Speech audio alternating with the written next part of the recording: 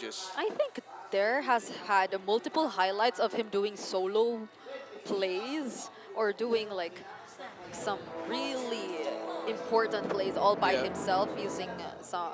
I think before he was known for what the Terizla, Uh-huh. and now the CC there are a lot more of possibilities that he could show us with that. But let's see. I hope it's not too dependent on whether or not he's able to do that. We shall see, we shall see. This time around, we are on game number 2.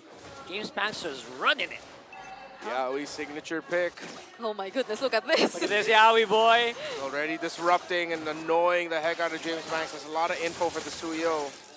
All right, so He that's what missed you want to this. see. That's what you want to see with Yowie. Everyone just loves watching this guy play.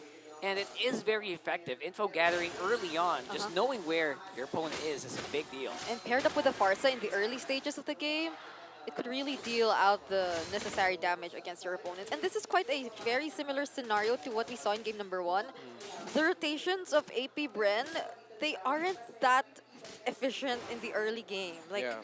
it's slower, way slower compared to how TNC is able to do it. Okay, I mean, Lancy. Oh, Curse of the Crow. Oh, they dive him. whoa. They get the first blood onto the member who we mentioned should be performing a little bit better in this game. Yeah, but that's respect by TNC Pro Team. They knew what a CC could bring to the table, what Dare could potentially bring to the table, and they said, you know what, let's shut that down early. Meanwhile, AP BREN has shut down Yowie's aggressive rotations at the bottom lane. In fairness, that was a really good answer. At the same time, might have been just like a sacrifice play. Just making sure that you have good gold on your jungler again this time around. So let's see if AP BREN are able to show us a better control in terms of the early game this time, since I don't think they're being that threatened. They're actually trying to show up a lot more compared to the previous game, Ooh. but they force out the feathered airstrike early on. Bit of a miss there on that first one, but did some good damage on his Chokester. Oh, check it out, trying to interrupt as well. The members of TNC taking down the turtle, but they still secure it for themselves. Lord JM goes in, taunts Kekado as well. There's some really mad sustain coming in from them, but there is the Avatar of the Guardian as well, and Kekadot will not survive that. Insane zoning, literally surgical. In that engagement by Yowie with the Avatar Guardian in the perfect spot to cut off the exit route. And Zaida also making sure that he'll be able to land his stun. Start here for TNC Pro Team. Everything is going to plan for them, and here comes Yowie providing the vision again. Again, Farsa, a hero that is famously blind, and Yowie providing the vision for her. And they just keep making sure that they know where James Panks is, that Kekadot is really poked down. I mean, he hasn't even gotten his level 4. He doesn't have his ultimate up until now. There's no glorious pathway, probably just now, but there's the way of the dragon. I think he's been the recipient of it, and he will be bursted down by 4 members of TNC. So aggressive here. TNC just maximizing this show pick and actually boosting Kozen's gold here, as well as the Suyo. Kekadot way too deep there. Shouldn't have been there without proper help near him. He is up against a Cho, and there is a high risk that if he's caught out at the wrong time, he's just going to get picked off. Because if the Cho's there, that means either the Farsa or the Suyo are going to be close by. And so far, that hasn't changed. Zaida, Yowie, and Lancy have been a hit squad all around the map. I mean, look at them now. 4 of them once again towards the top lane onto Dare, and there is no way he will get out of that alive. Yo, they're happening. They're doing this like clockwork. Go bot, go top, go bot, go. It's uncanny. Yep, the Yahweh of the Dragon has found itself home. And Yowie still showing off why this is his hero, why he is the hero or the player most synonymous with Cho. Cho is him. Cho is him. And AP BREN are just getting out-tempoed. Yeah, TNC is very terrifying when they get hold of the early game. They're controlling the pacing, and the momentum is clearly theirs, but Chokeskirt, oh, an abyssal arrow to the face. Will Lancy make it out alive? He still has the flicker.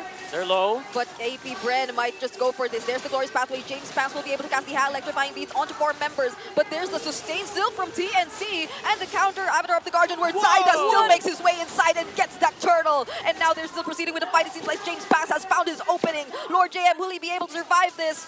There goes the Yo-Yo Blitz, but they will escape. I wonder if that was purposeful that James Banks did not use. It wasn't that he could not use it, he didn't use it. So question up in the air of whether he missed it or they just made sure that, you know what, let's just see if we can just go ahead for the counter engage after this turtle instead. But Part of me is thinking that he might have missed it, but AP BREN were able to recover just a little bit with getting a kill there. It's so hard to blame him as well because that is a Suyo. It has multiple layers of damage that you're going to have to play with. And then the fact that you're a little bit behind on level also just doesn't help. Yeah, Zaida has pretty much won the retro battle for the entire series so far up against James Banks.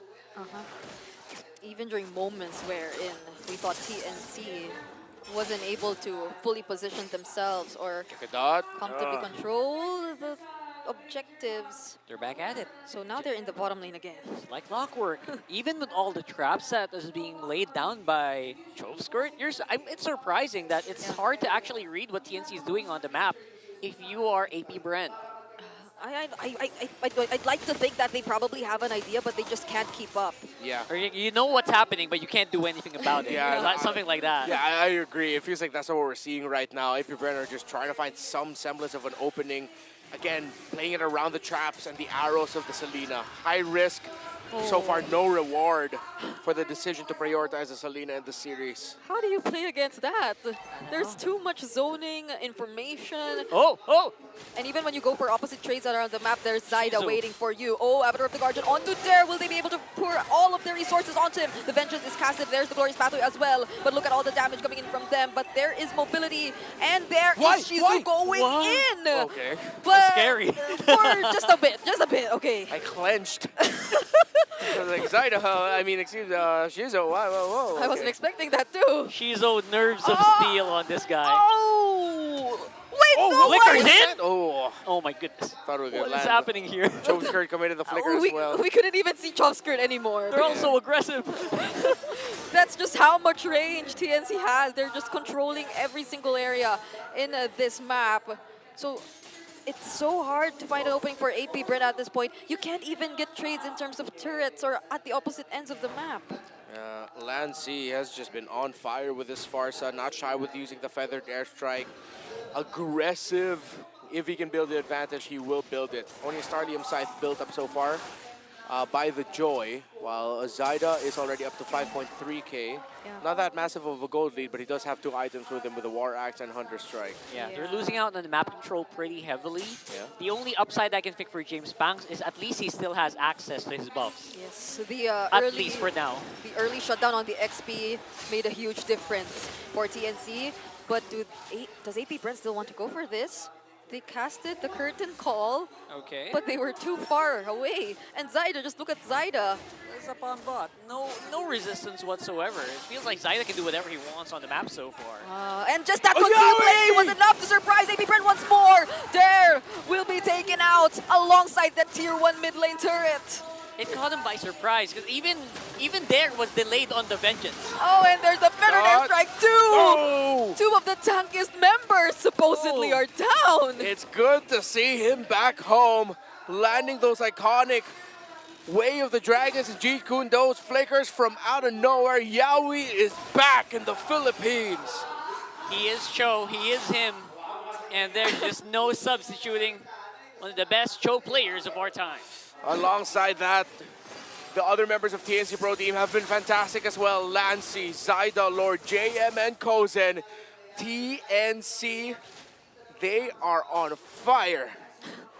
I can definitely feel how excited they were to play this way.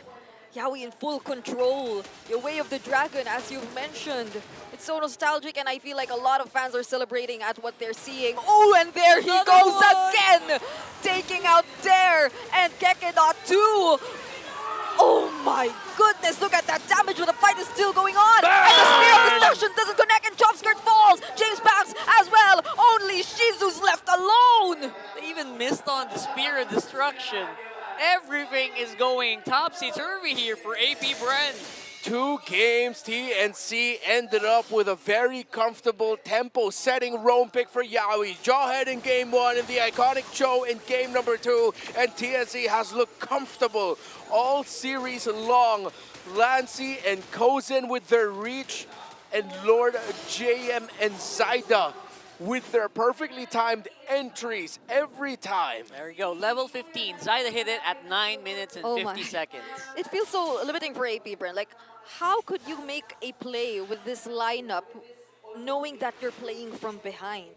There's little to no setups, but for TNC, there are overwhelmingly endless setups coming in from Yawi. And even Lord JM, I don't think we've seen him use the Avatar of the Guardian to start things up entirely. It's always, always, always Yawi.